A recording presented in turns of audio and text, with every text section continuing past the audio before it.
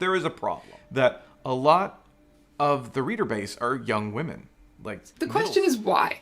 Why was this such a huge frenzy when most of these things are not even particularly clever? Yes, there was this prime window from 2005-ish where it was just a bad idea to be a teenage girl with interests on the internet. There's a problem with our culture. I am so unsettled. The misogynistic sexual sadist getting joy. The reader base are young women, middle school. Thinking about how our society is presenting a young generation with such a twisted idea of romance to the point where... Little did I know this grown man talking about an adult comic book is talking about children. This video was completely unneeded if that was your drive to make it. Kids shouldn't be reading this story. If they do, that's on their parents or guardians. But if kids do read this story and take away the wrong message from it, that is so not noteworthy. Kids are idiots. They don't understand things. What the fuck? I know from reading the comments of Killing Stalking TikTok compilation. James didn't actually read Killing Stalking. Either he read it a while ago, forgot about it, and then wrote a script without rereading anything, or he just read what other people wrote about it. There is a problem. Even bigoted people know how to properly carry themselves in order to advance their platform. The haters, the I'm not racist but social justice snowflakes. In periods past, it was considered a point of pride to clearly advocate for your beliefs.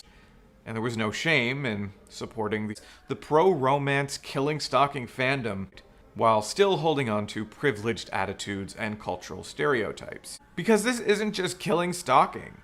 This didn't come out of nowhere. It wasn't straight from Beauty and the Beast. Welcome to Gay in Premodern Japan. This is a not safe for work panel. I mean, this entire con is 18 plus, but this is really not safe for work, I've been told. So, Gay in Premodern Japan follows the, before the flowery tales of boys' love in the magazines in the 70s, or the rugged culture of gay komi, there was a very gay history. And not do or say anything too extreme in public. There's a reason the cake... Yes, they had sex. There is a problem with you. You think to yourself, that was weird, but I'm not gay. You are. You are gay.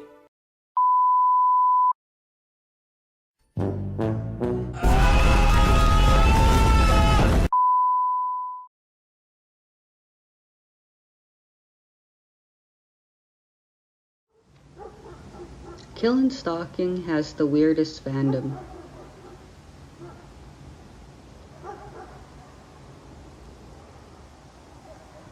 Because they argue about the genre.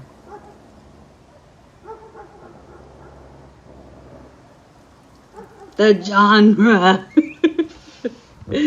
How entitled do you have to be to argue about the genre of a story? BL, not a BL. Thriller, not a thriller. A BL thriller? Official source, Lezhin. Lezhin's the actual publisher for this story. They made it a BL. BL. Boys love. The genre. Unofficial source, the fan wiki. Do people trust fan wikis?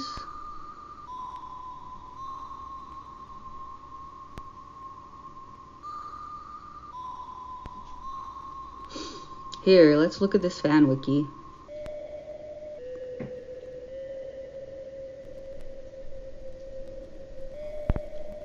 The fan wiki comes with a disclaimer saying that the author claimed it's not a romance.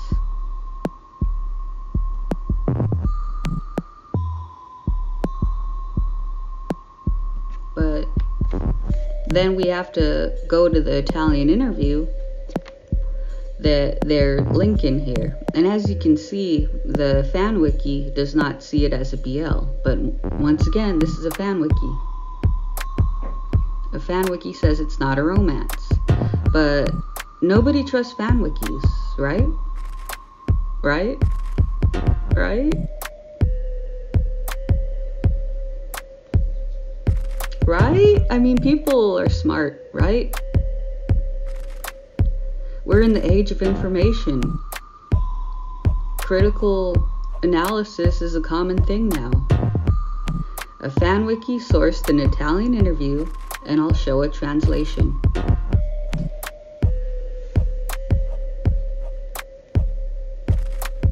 Here's the Italian interview that even James Somerton himself sourced.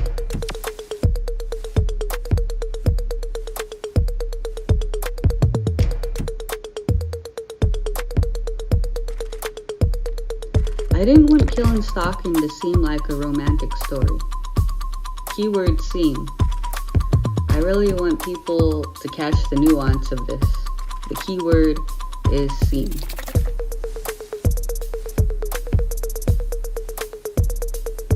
Let's look at other answers Koogi has given in interviews.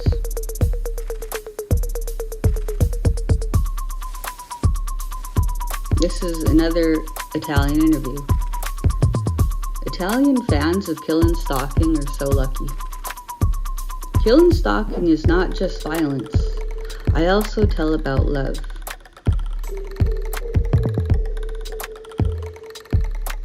That is an official thing Koogi said.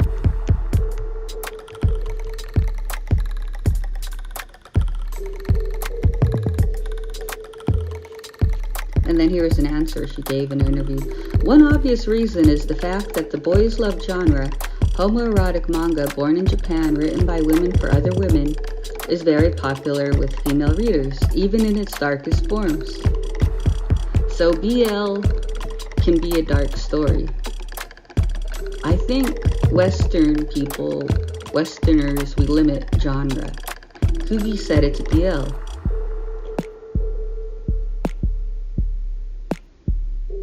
And I think the reason we limit genre so much is because we stigmatize sex and romance. And those two aren't necessarily the same thing. That's a whole other thing. But boys love is a catch-all genre that includes Korean, Japanese, and Chinese. And then Joshoku. Non-shoku is loving men. It's the love of men. And Joshoku is the companion term. It's loving women. But again, this is not women loving women or women loving men. This is all from the male perspective because that's all they cared about at the time. All male perspective. And it's about attraction and eroticism. And this can seem like homosexuality versus heterosexuality in translation, but they're not. Non-shoku and Joshoku divided mapped the universe of sexual possibilities in Japan. So it was a way to explore this. Women on women eroticism, the female sexual agency, they weren't granted a place in this system. One, because all from the male perspective, remember, male all the time. And two, majority of women were not literate enough to read the texts being produced. They weren't written for them. Again, male-centric world. That leads to non-shoku. Now, we mentioned it before, love of men, right? Literature and art. So we get into literature and art. This is the golden age of homosexuality in Japan, the Edo period. What made it the golden age was that there was writing and art of shudo for everyone. It was spreading. It was spreading because there was an expanding publication industry, increasing literacy, like very, very quickly increasing literacy, and a flourishing market economy. It was once guarded by the elites. It was guarded by the samurai class, but it became available for all, including women. And it was marketed and packaged, so to speak. And no matter who you were, women or men, whoever the readers were, they assumed that all of the readers wanted to see both. So books contained both heterosexual stories and homosexual. It included all of them mixed in side by side. And there's a famous story about a man who flirted with the boy of the house and then flirted with the girl of the house, and both of them denied him. And he's like, oh, ha, ha, ha, that's 2 cups of tea I've been denied. Everyone knew this story.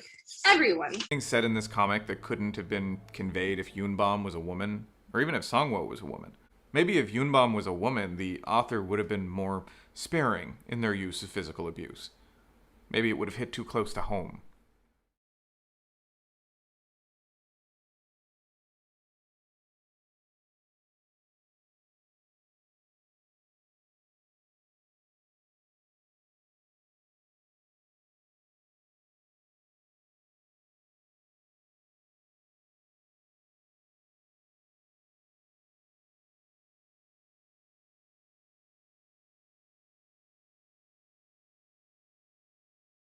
Also, again, this might mean that he actually didn't read it. Like, that is actually possible, because those are two big things that take place, and he made these arguments.